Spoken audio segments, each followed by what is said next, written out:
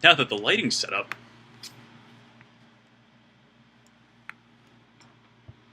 we can start. So I'm not going to talk about whether I was right or wrong about who the World Cup is for. This is partly because I think you're probably right and my video was a better thought experiment than an argument, and partly because your video was excellent and brought up a much more interesting issue. What does it mean to create art for art's sake? You point out this tension between art as something created for consumption by an audience on the one hand, and something created for its own sake by a capital A artist on the other. And though this tension is real and very interesting, I don't think it's insoluble. So what we're going to do here is work both ends against the middle.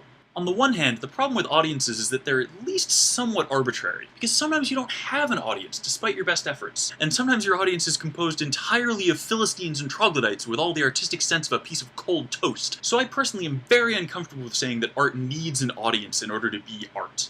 But on the other hand, the problem with the capital A artist, aside from the fact that it is often a deeply unhealthy idea about what it means to be an artist, is that creating for ego or for profit or applause is selfish and not to be encouraged. We don't want our great artists to be motivated by greed or vanity, because what we're talking about when we talk about making art for art's sake is an ideal. And this is the middle, where the audience and the artists meet. The ideal is socially constructed and socially constituted, and sure, part of the ideal is that the art is created for an audience. But there's a difference between creating art for applause or glory or profit, all contingent on an audience, and creating art to partake in an ideal.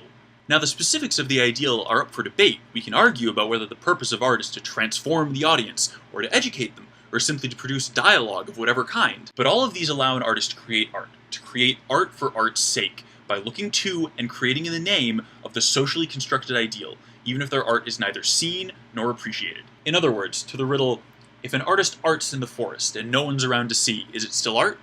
We can say yes. Now, in the few seconds I have left, I'd like to suggest a question for next week.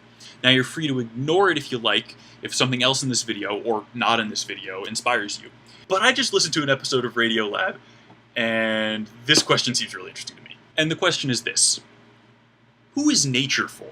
Keeping in mind everything we've said in the past 2 weeks about audience and art and who things are for and things being appreciated, who's nature for? Because the ideal of nature, the ideal state that we want to return nature to, is one without people. Does it have value external to us? And if it does, then who's around to appreciate that value? I don't have the time to tell the story here, but the Radiolab episode, which is a short, so it's 15 minutes, is really great and you should watch it. I don't have a sign-off, but I'm sure I can fix that in post.